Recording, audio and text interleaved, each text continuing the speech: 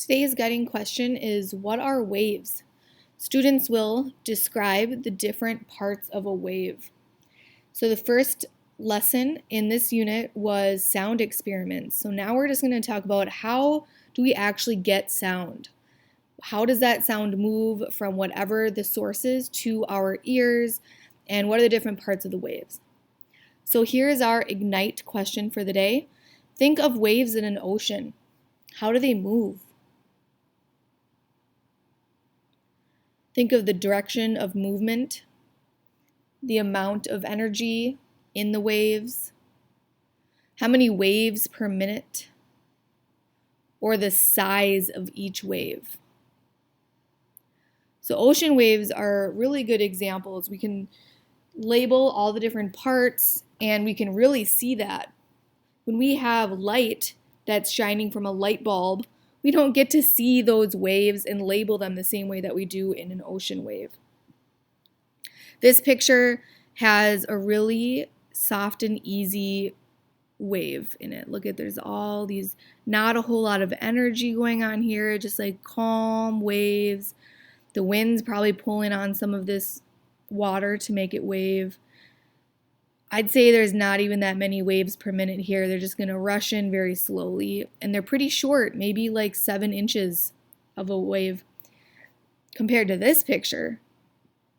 This is nasty. Look at all that energy in those waves. We have white caps.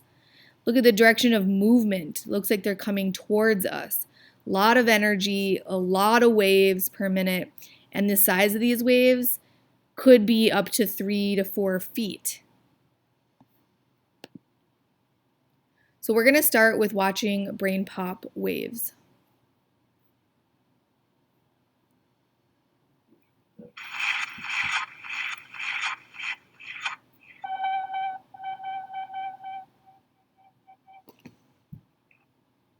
Dear Tim and Moby, are light waves, sound waves, and ocean waves all the same thing? From Danny. Well, all waves do the same basic thing, transfer energy from one place to another. But physicists divide waves into two basic kinds, mechanical and electromagnetic. Ocean waves, seismic waves, sound waves, and slinky waves are all mechanical waves because they need a medium to move through. Well, a medium is any kind of matter that's disturbed by energy. That energy disperses through the medium in the form of waves, which are basically chains of vibrating molecules. Water waves move energy through the medium of water molecules. Sound waves can transfer energy through a medium of air, liquid, or solid molecules. Seismic waves travel through the ground, usually after an earthquake. And slinky waves move through the medium of individual loops. Slinkies are really useful for visualizing how mechanical waves work. You can think of each ring as an individual molecule. When you shake one end of the toy, you can see how that kinetic energy moves from one slinky molecule to the next. Mechanical waves may appear to move matter forward with them, but that's not the case. Just like with the slinky's rings, a molecule disturbed by a wave will return to its original resting position after it's passed the energy onto its neighbors. Electromagnetic waves, like light and radio waves, don't need a medium to move through. They can travel through completely empty space. That's why light waves from the sun and stars are able to reach Earth, and why radio waves let us communicate with spacecraft. Well, mechanical and electromagnetic waves are different, but they can be measured in many of the same ways. This particular wave is called a transverse wave. It carries energy along the spring by making it move at right angles to the direction of the energy flow. Ocean waves and most electromagnetic waves move in a transverse pattern. The crest is the highest point of a transverse wave, and the trough is the lowest point. That distance between the midpoint of the wave and the crest is the amplitude. That's also a measure of how much energy the wave is carrying. More energy means a greater amplitude. The distance a wave travels in one cycle is one wavelength. That's measured by finding the distance between two crests or two troughs. Waves can be measured by their frequency too. The frequency is the number of waves that pass a given point in 1 second. It's measured in hertz, or waves per second. And frequency is related to wavelength. A wave with a short wavelength will have a high frequency, while a wave with a long wavelength will have a low frequency. Right, sound travels in compressional waves. Unlike transverse waves, compressional waves displace matter back and forth in the same direction as the energy of the wave. Vibrations created by anything from your vocal cords to a drum head to breaking glass will push air molecules together, forming a series of compressions that travel through the air.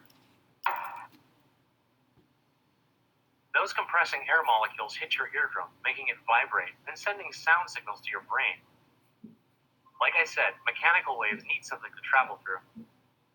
That's why you won't hear sounds if you find yourself in outer space, unless, of course, if you bring your own air. Well, that's about enough on waves for now. Say goodnight, Moby. Ow!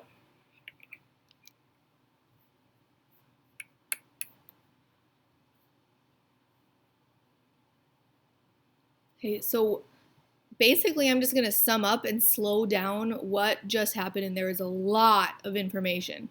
There's two different types of waves. They are shown in different ways. One needs a medium, one doesn't. They show different things. So the first thing was waves move energy from one place to another. Waves do not move matter. If you think about the sound coming from your iPad to your ear right now, there's no matter that is moving between there. It's the energy that's moving through the matter. So that's why I have this picture of this duck. The duck is technically not moving. He's staying pretty in the same spot. He's not going closer to shore, but the energy is moving him up and down. There are two different types of energies we're going to be talking about. We have light energy, which does not need a medium. So when we have the sun that is how far away, that light can come across the whole solar system to our planet. And there's no air in space, and it's still able to move. So it does not need a medium. Light energy can be any type of light bulb, a fire, or the sun, or the light coming off of your screen right now. Those light waves are actually different from sound waves. Sound waves are a vibration in the air, or if you're underwater, or if your head is laying on a table and you hit or knock on the table, that sound will move those particles. That energy will move through that matter or the medium to hit your ear. If you go into space, there's no sound because there's no medium. There's no air in space, but with light, we do. So this is actually a nice picture because the sound is coming from the speaker and vibrating the air, which then vibrates the bones inside of our ear, and that's when we feel and we hear the sound after our brain transmits all that and makes sense of it.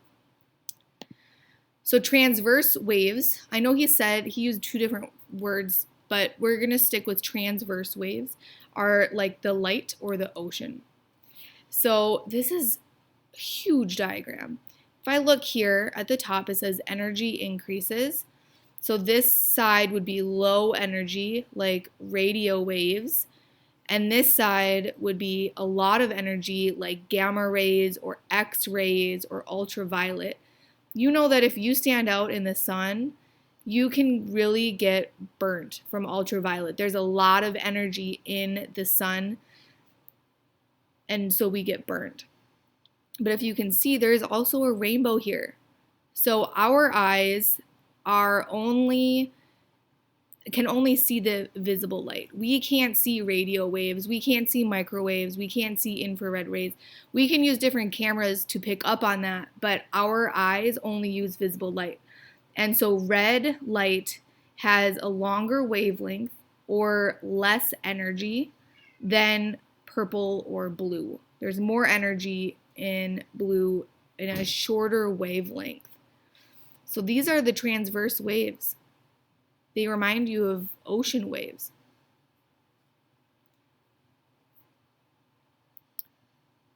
The source in this one kind of moves up and down like an actual wave. The energy is all moving one direction though. So it's vibrating up and down, but all of the energy is traveling in one direction in a transverse wave. And a longitudinal wave, this is sound.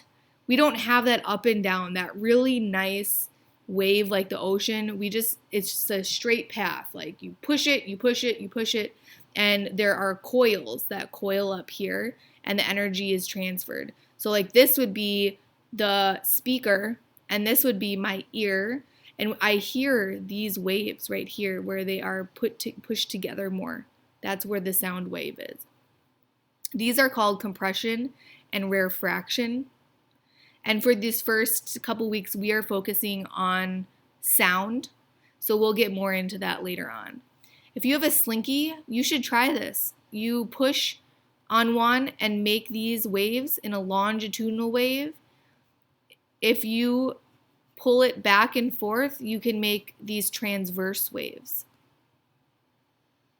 I have a video here we will watch if you do not have a slinky. Hi guys, today I just want to show you a demonstration of transverse and longitudinal waves using a slinky.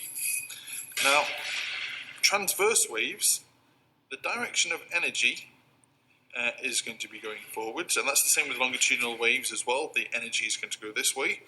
But with a transverse wave, the medium, so in our case the slinky, which is what the wave is going to travel through, is going to be moving perpendicular to the direction of energy transfer. So let me give this a go.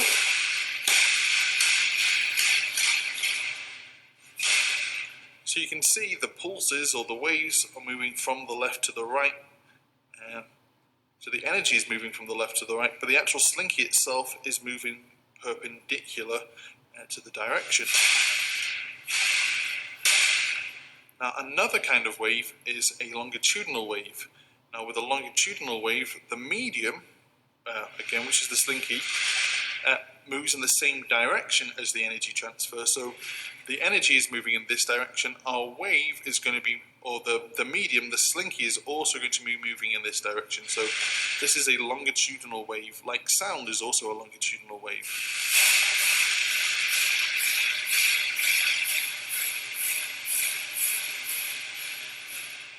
So in this case you can see that there's a part where the wave gets compressed and a part where the wave gets rarefied. And that these pulses move along in the same direction that the energy is flowing. So that's a longitudinal wave, like that. That's a transverse wave. Okay, bye for now.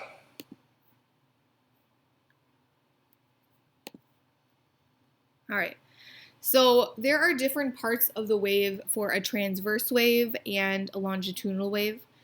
But for right now, we're just going to stick to like ocean wave. You have seen an ocean wave go up and down, and they have these specific labels.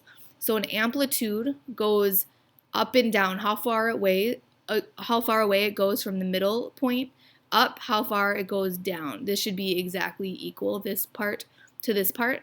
And this is really showing how much energy is in that wave. If you have a huge wave, that's a lot of energy. If you have a little wave, not a lot of energy.